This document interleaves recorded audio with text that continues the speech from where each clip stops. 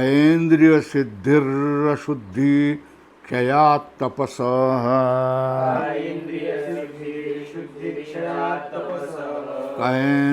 सिद्धिर्शुद्धि क्षया तपस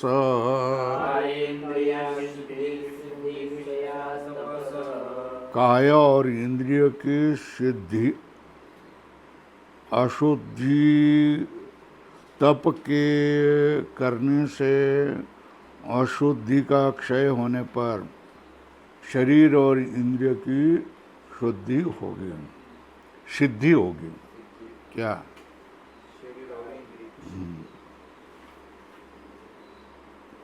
अशुद्धि क्षय तपस, तप करने से अशुद्धि का क्षय होने से कायेंद्रिय सिद्धि होगी।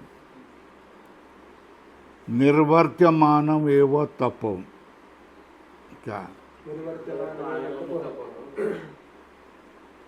निर्वर्त्यमानम निष्पाद्यमानम, ऐसा लिखो। जो तप सिद्ध करेंगे, निष्पाद्यमानम तपो हिनस्ति, क्या? हिनस्ति मतलब दूर करता है। क्या? अशुद्धि आवरण मलम, है ना? क्या? हिनस्ति अशुद्धि आवरण मलम। अशुद्धि आवरण और मल मतलब क्लेश रूप अशुद्धि को क्या करता है? नष्ट कर देता है। कौन? निवर्त्यमानम तप, है ना? ये तप का अर्थ क्या? अधोरेखा करो। तपस है ना, योगानुकूल द्वंद्व सहनम। क्या? योगानुकूल द्वंद्व सहन, योग के अनुकूल सुख दुख शीत उष्ण ये द्वंद्व को सहन करना, है ना?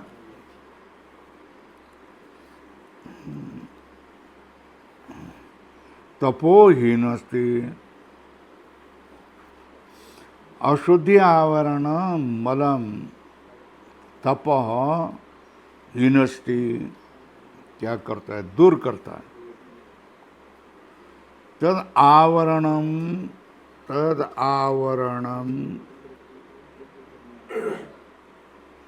मल अपगमात काय सिद्धिर अणिमाद्या, क्या? उसका आवरण, तद आवरणम अपगमात, आवरण मल, आवरण मल हटने पर, अपगमात मतलब हटने पर।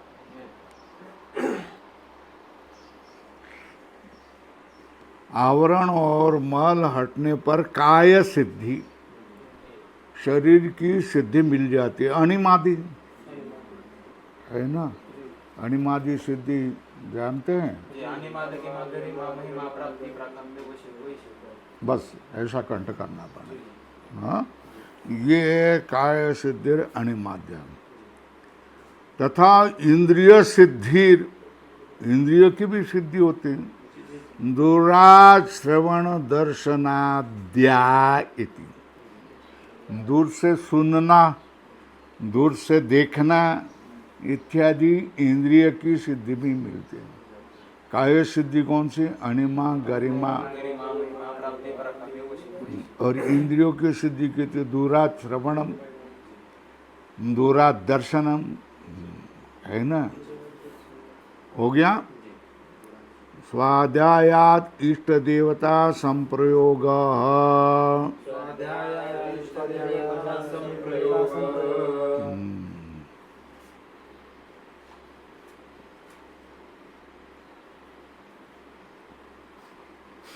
इष्ट देवता का संप्रयोग होता है। संप्रयोग मतलब संबंध होता है ना? स्वाध्यायात के ऊपर लिखो।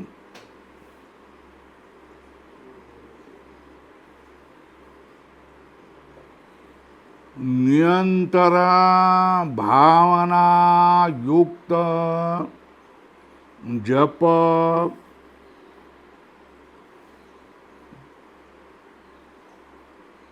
शीलात, क्या, हाँ ये क्या है, स्वाध्याय सदैव क्या करेगा, निरंतर हाँ जपशील होगा, स्वभाव होगा। ऐसे स्वाध्याय से इष्ट देवता संप्रयोग, इष्ट देवता से क्या होगा, संबंध हो गया, इष्ट देवता संप्रयोग। देवा, देवता मतलब देवा, ऋषय, सिद्धाश्च, 1 2 3 लिखो। स्वाध्यायशीलस्य दर्शनम गच्छन्ति, क्या, जो स्वाध्याय आदि हमेशा सदैव करने वाला होगा उसको क्या हो गया, देवा ऋषय सिद्धाश्च स्वाध्यायात इष्ट देवता संप्रयोग। इष्ट देवताओं को, इष्ट पुरुष, इष्ट ऋषि, इनसे संबंध हो जाता।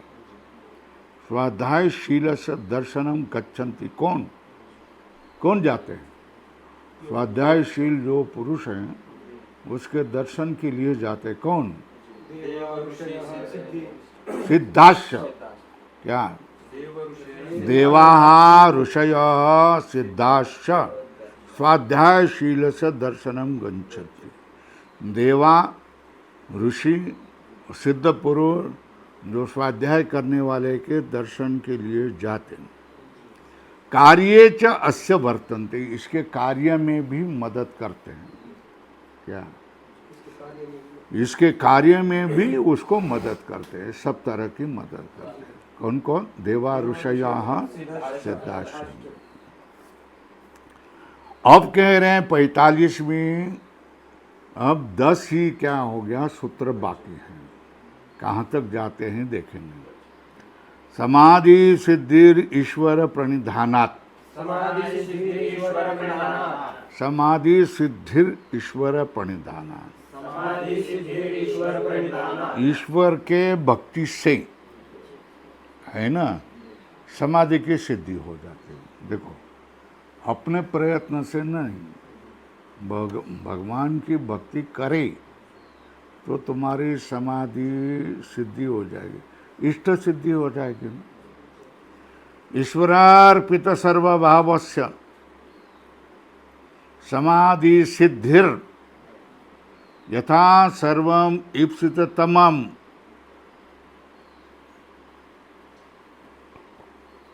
क्या है, सर्वम ईप्सित तमम अवितथम अवितथम जानाति देशांतरे देहांतरे कालांतरे च ततो अस्य प्रज्ञा यथाभूतम प्रजानाति। तो इसकी क्या होती है, उसकी प्रज्ञा वास्तव पदार्थ को जान लेती है, क्या, ततो अस्य प्रज्ञा यथाभूतम प्रजानाति, है ना।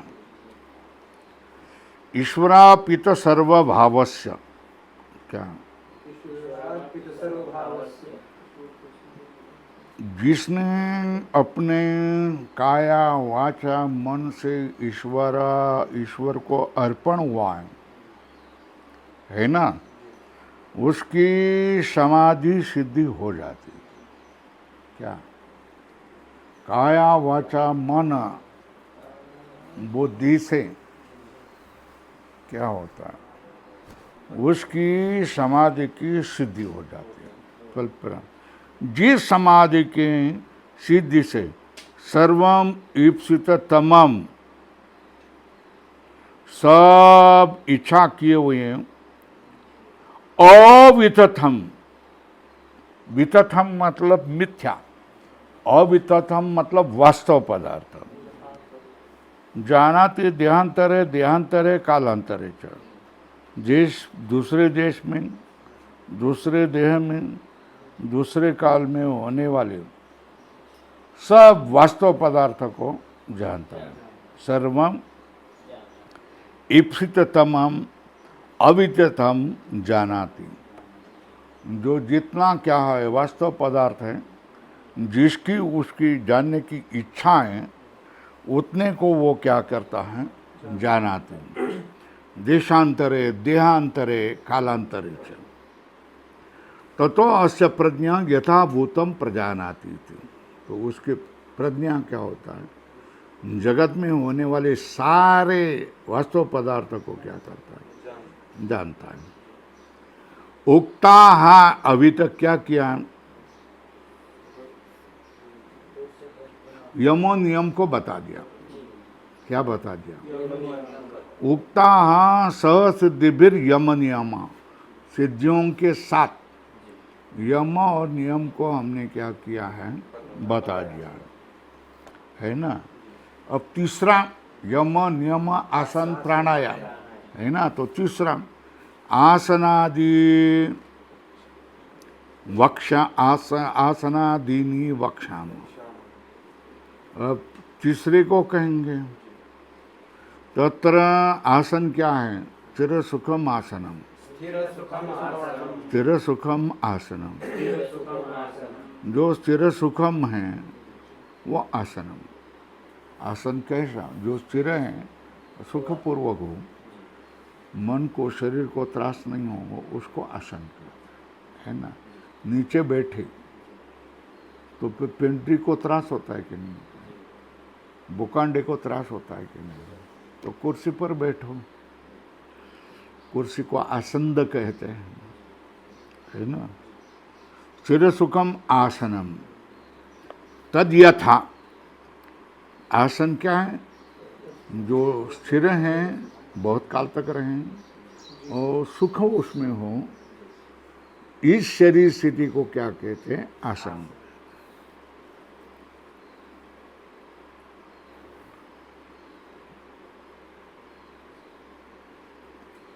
लिखो, स्थिरम मतलब निश्चलम, यत् सुखम, क्या स्थिरम बराबर कोष्टक में निश्चलम, यत् सुखम, यत् सुखम के बाद में कोष्टक में लिखो सुखा वहम, सुख कारक हो, तत् आसनम, वो आसन है। क्या स्थिरम मतलब निश्चलम, यत् सुखम, सुखावहम, तत् आसन, वो आसन हो गया।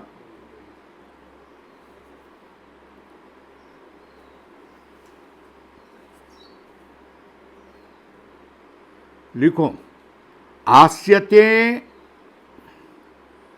आस्ते वा अनेन इति आसन, इससे बैठ जाता है, इससे आसन के। आस्यते अस्ते वा अनेन बराबर आसनम। उसके प्रभेद बताते हैं, तद यथा पद्मासनम, भद्रासनम, स्वल्परम स्वस्तिकम आसनम, दंडासनम, सोपाश्रयम, पर्यंकम आसनम, क्रौंच आसनम, निषदनम आसनम, क्रौंच निषदनम, हस्ति निषदनम, उष्ट्र निषदनम, समसंस्थानम, स्थिर सुखम, स्थिर सुखम मतलब यथा सुखम च इति एवं आदिनी। क्या कहा,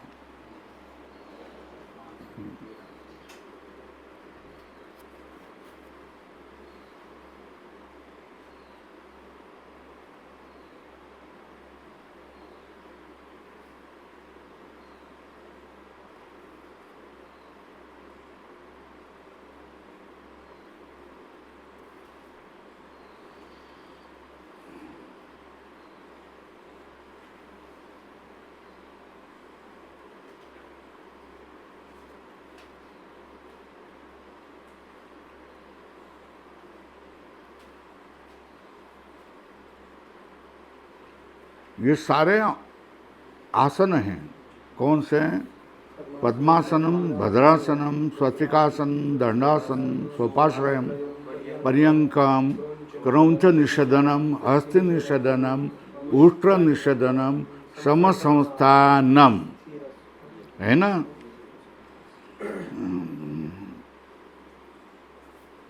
स्थिर सुखम क्या हो गया? स्थिर सुखम यथा सुखम च इति एवं। स्थिर सुखम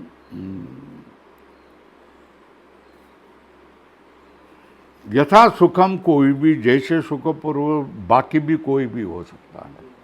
आसनम हो गया।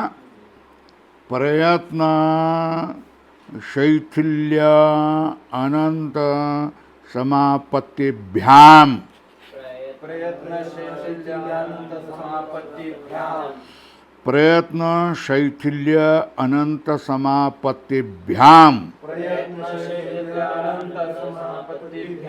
वहाँ जोड़ो भवती। क्या? आसनम भवती। बीच में कोष्टक में लिखो आसनम भवती।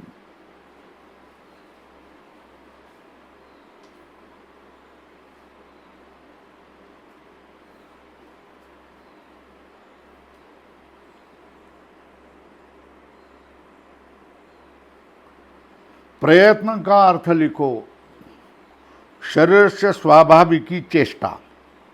क्या प्रयत्न का अर्थ क्या करेंगे? हाँ, शरीर से स्वाभाविकी चेष्टा प्रयत्न।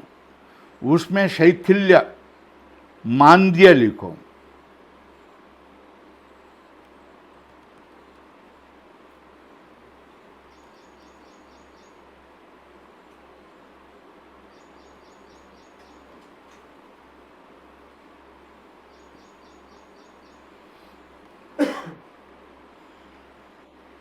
है ना। प्रयत्न शैथिल्य अनंत समापत्तिभ्याम। अनंत समापत्ति, समापत्ति का अर्थ लिखो व्यवधान रहित तद्रूपता।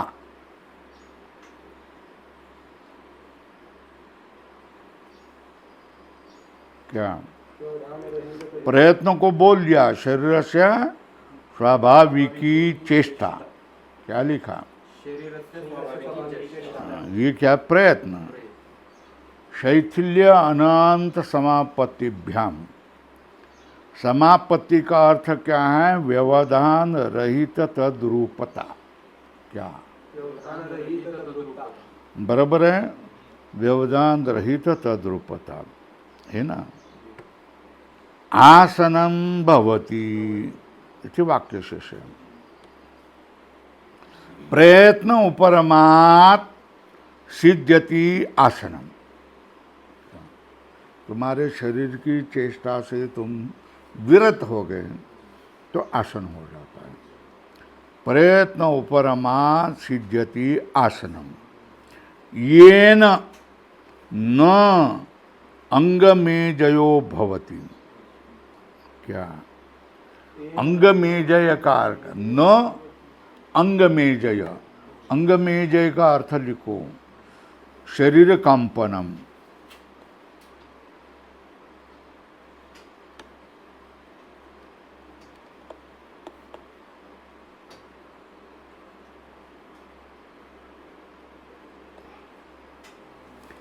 अनंते वा समापत्तम चित्तम आसनम निर्वर्तयते। और चित्त भी क्या हो गया?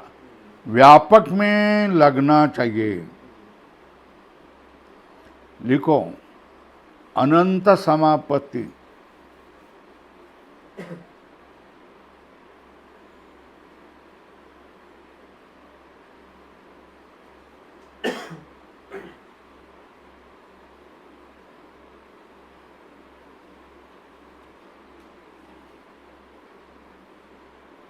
चित्त से व्यापक विषय वृत्ति। अनंत समापत्ति का अर्थ क्या? चित्त से व्यापक वृत्ति। क्या? चित्त से व्यापक वृत्ति, चित्त की व्यापक वृत्ति, है ना, क्या करेंगे? चित्तस्य व्यापक, ये अनंत समाप्ति, चित्त व्यापक विषय में लगा लेना, बराबर है ना। आसन लगाना, प्रयत्न में शिथिलता होना, अंग की चेष्टा समाप्त करना और चित्त व्यापक विषय में लगा लेना।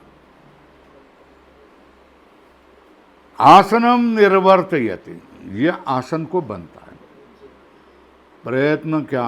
उपरमा और अनंतेज वा समापन्नम चित्तम आसनम निर्वर्तयति। उससे क्या होगा? ततो द्वंद्व अनभिघात, ततो द्वंद्व अनभिघात। तो इससे क्या हो गया? द्वंद्व का क्या होगा? आप पर आघात नहीं होगा। क्या होगा? ततो द्वंद्व अनभिघात, है ना।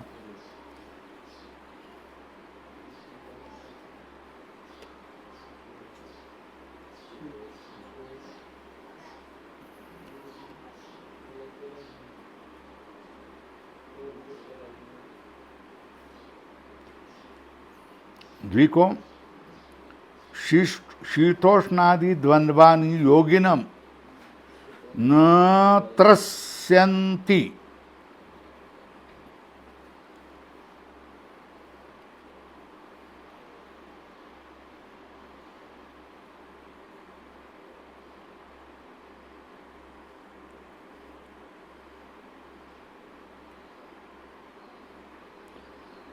है ना। प्रयत्न शैथिल्य अनंत समापत्ति से आसन लग जाता है।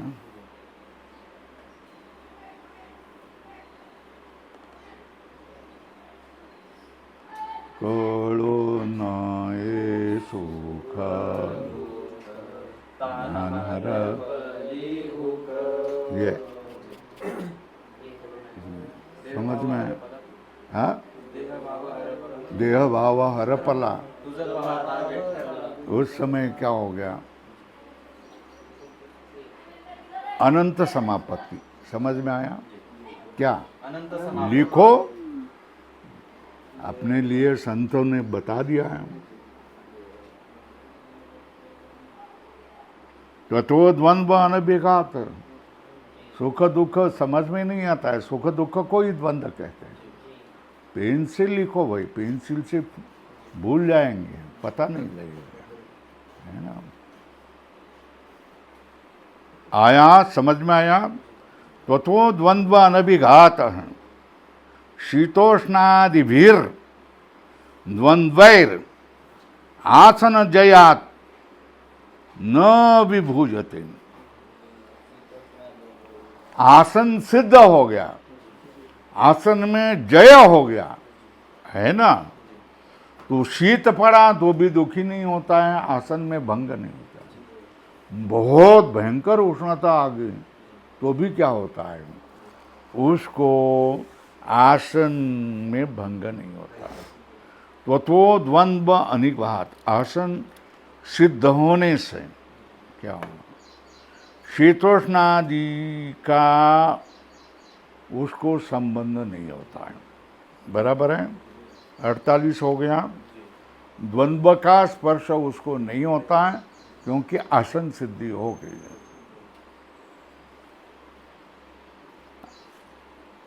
शीतोष्णादि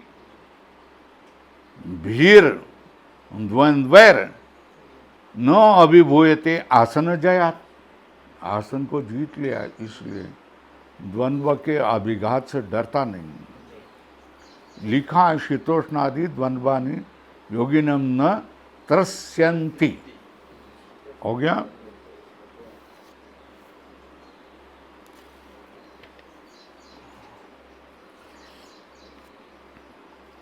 संपूर्ण्य अभी तस्मिन् सति श्वास प्रश्वासयोर गति विच्छेद प्राणायाम। तस्मिन् सति श्वास प्रश्वासयोः योगविच्छेद प्राणायामः। तस्मिन के ऊपर लिखो सत्य आसन जय, सत्यासन जय।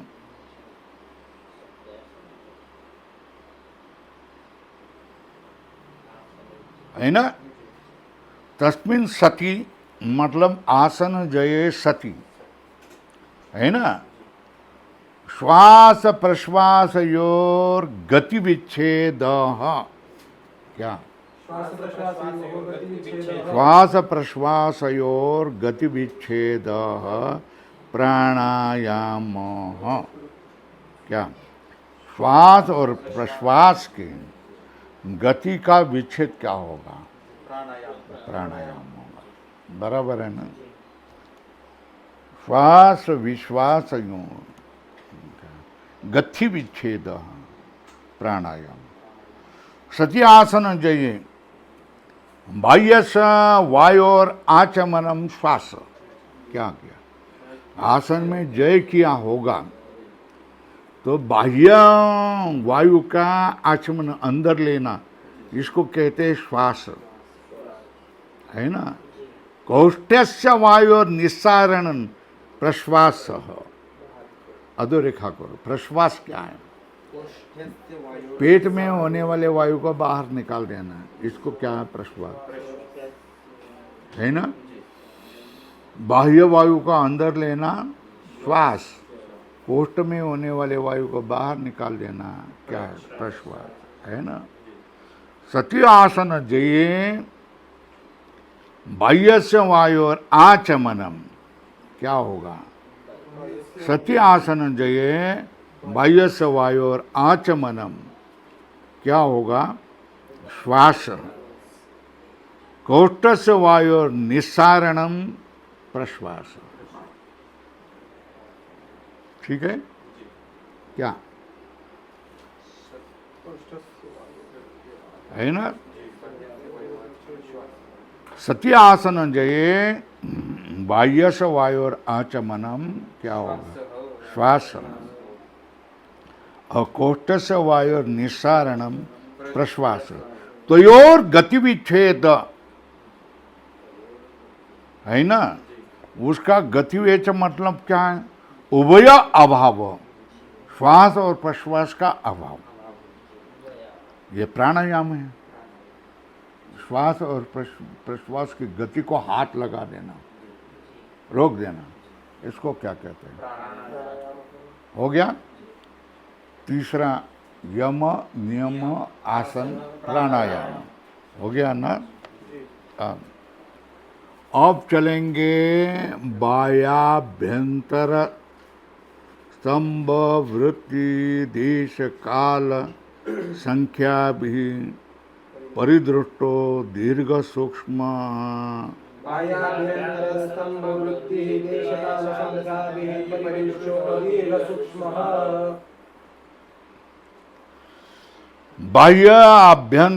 स्तंभ वृत्तिर देश काल संख्या भी परिदृष्टो दीर्घ सूक्ष्म प्राणायाम। प्राणायाम भवति। तो बाह्य कौन सा है? अधोरेखा यत्र प्रश्वास पूर्वको गत्याभाव। क्या? प्रश्वास लेकर गति का अभाव होता है, वो बाह्य।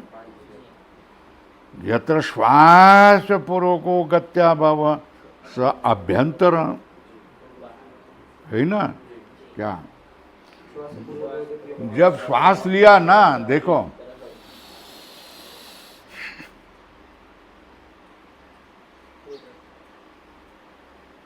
रोक लिया, ये श्वास पूर्वक है ना?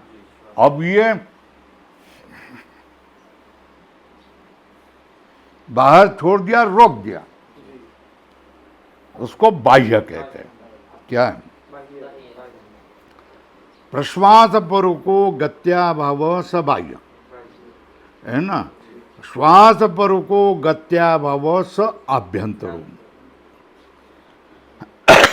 दोनों हो गए, बाह्य और आभ्यंतर दोनों हो गए ना।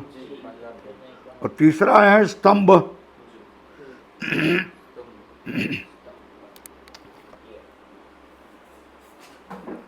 स्तंभ, तृतीय स्तंभ वृत्तिर। तीसरा क्या है? स्तंभ वृत्तिर। जहां यत्र उभया भाव सकृत प्रयत्नात् भवति, श्वास और प्रश्वास दोनों का अभाव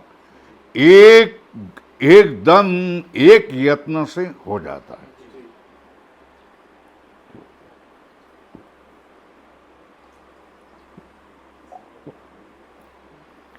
हो गया।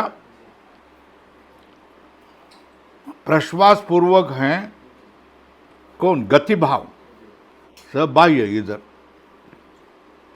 श्वास पर को गत्य भाव वो आभ्यंतर।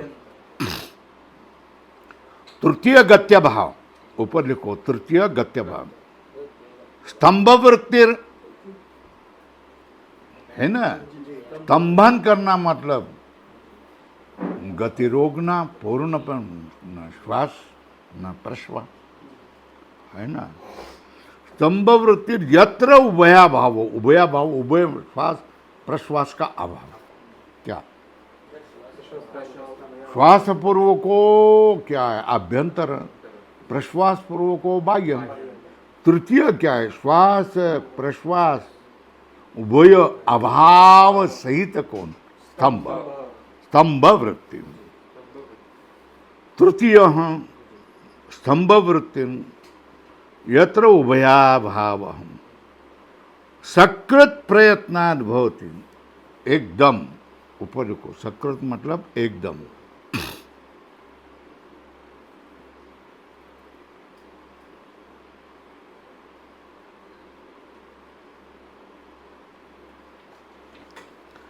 यथा तप्ते न्यस्तम उपलम। क्या? त्यस्ते तप्ते न्यस्तम उपले जलम सर्वथा संकोचम आपद्यते। क्या?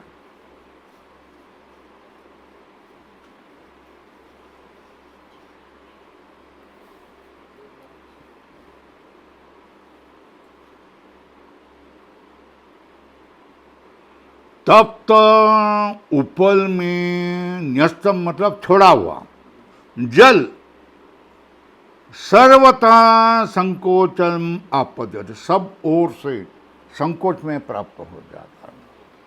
तप्त उपल में मतलब गौरी। था तप्ते उपले न्यस्तम जलम क्या करता है? सर्वथा संकोचम आपद्यते, सब ओर से संकोच को प्राप्त करता है। तथा द्वयोर युगपत गत्य भाव। द्वयोर मतलब श्वास प्रश्वास यो हो, लिखो ऊपर। तथा द्वयो हो युगपत भवति अभाव। श्वास और प्रश्वास दोनों का ही एक साथ क्या होता है? अभाव होता है। तीन हो गए ना, बाह्य प्राणायाम, आभ्यंतर प्राणायाम, स्तंभ प्राणायाम, है ना। ये क्या? त्रयोपि एते स्तंभ वृत्ति तक स्वल्प विराम करो। बाह्य आभ्यंतर, बाह्य वृत्ति, आभ्यंतर वृत्ति, स्तंभ वृत्ति। वो कैसा होता है? त्रयोपि एते देशेन परिदृष्टा, देश से क्या होता है? देखी गई।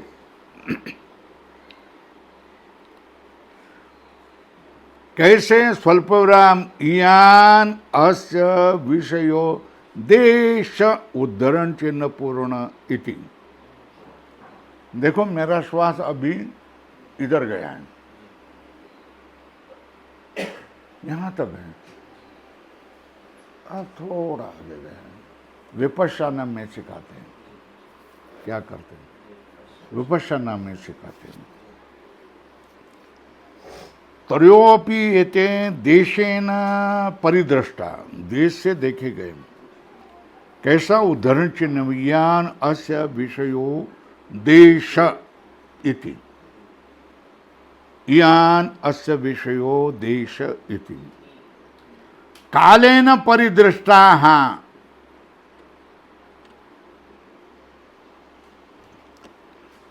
काल से परिदृष्टा, क्षणानाम यत्ता अवधारेण अवच्छिन्ना इत्यर्थ है ना।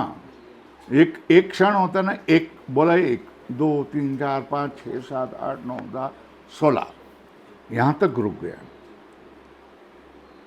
फिर बाहर वाला 16, बीच वाला 16, ऐसा काले न अवच्छिन्न है ना।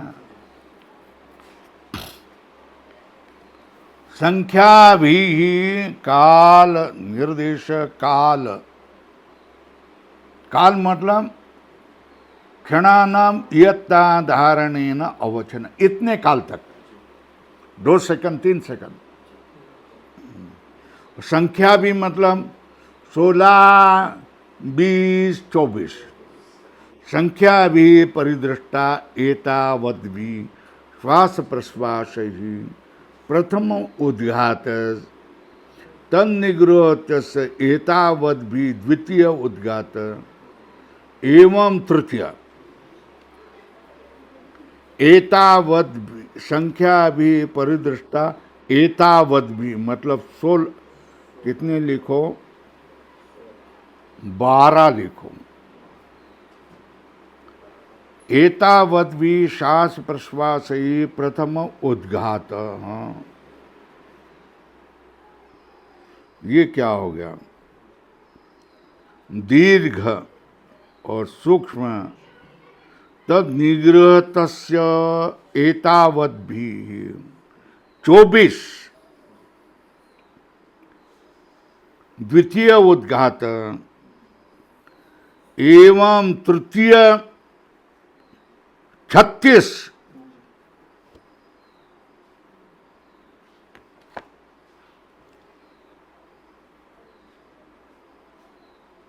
दीर्घ और सूक्ष्म, संख्या भी परिदृष्टो दीर्घ और सूक्ष्म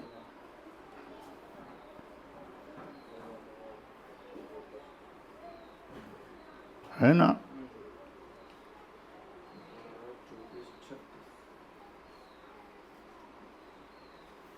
एतावद् भी श्वास प्रश्वास ही प्रथम उद्घात, इतने श्वास प्रश्वास से कितने? 16 12। प्रथम उद्घात तन्निग्रह तस्य एव एतावद् भी 24। द्वितीय उद्घात एवं एतावद् भी तृतीय उद्घात, उद्घात लिखो 36। एवं मृदुर एवं मध्य एवं तीव्र इति संख्या परिदृष्ट। इस तरह ये क्या हो गया? मृदु हैं, ये मध्य हैं, ये तीव्र हैं। इस तरह ये संख्या से देखा गया, परिदृष्ट है। स खलु अयम एवं अभ्यस्तो दीर्घ सूक्ष्म। इस तरह उस प्राणायाम को अभ्यास करने पर वो दीर्घ और सूक्ष्म भी बन जाता है। अधिक बढ़ाने पर क्या होता है? दीर्घ भी होता है और सूक्ष्म भी होता है। बाह्यांतर विक्षेप आक्षेपी चतुर्थ है ना। क्या कहा? क्या इसको कल करेंगे? हाँ? बाह्यांतर विषय आक्षेपी चतुर्थः बाह्याभ्यन्तरविषयाक्षेपी चतुर्थः देश काल संख्याभिर, देश बोलो, काल बोलो और संख्याभिर बाह्य विषय परिदृष्ट आक्षिप्त, बाह्य विषय को देखकर, परिदृष्ट आक्षिप्त, बाह्य विषय को देख करके जिसका आक्षेप होता है, आक्षिप्त मतलब आलोचना पूर्वक,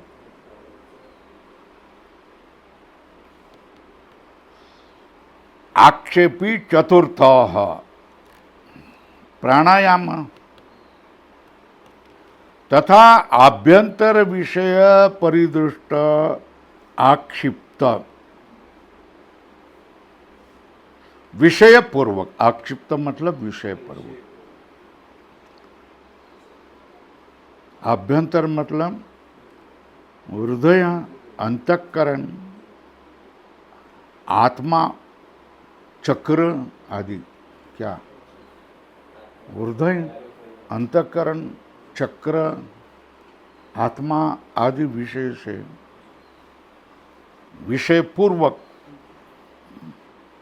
या आभ्यंतर, उभयता दोनों प्रकार से, बाह्य और आभ्यंतर से, दीर्घ भी होता है, सूक्ष्म भी होता है। कौन? प्राणायाम। तत्पूर्वको भूमिजयात् क्रमेण उभयोर गति अभाव चतुर्थ प्राणायाम, उससे पूर्वक भूमिजय के क्रम से दोनों श्वास प्रश्वास, उभय गति मतलब श्वास प्रश्वास की गति भाव चतुर्थ प्राणायाम, तत्पूर्वको भूमिजया क्रमेण उभय गत्य भाव चतुर्थ, क्या रहेगा? प्राणायाम। ये चतुर्थ प्राणायाम। तृतीयस्तु विषय अनालोचित, तीसरा जो प्राणायाम है वो विषय अनालोचितो गत्या भाव सकृत आरब्ध एवं देश काल संख्या भी परिदृष्टो दीर्घ सूक्ष्म स्तंभ, स्तंभवृत्ति। तृतीय। चतुर्थस्तु श्वास प्रश्वासयोर विषय अवधारणात्, श्वास प्रश्वास का विषय का अवधारण करने से क्रमेण भूमिजयात्, क्रम से क्या होगा? भूमिजय होने से क्रमेण भूमिजयात् उभय आक्षेप पूर्वक क्या होगा?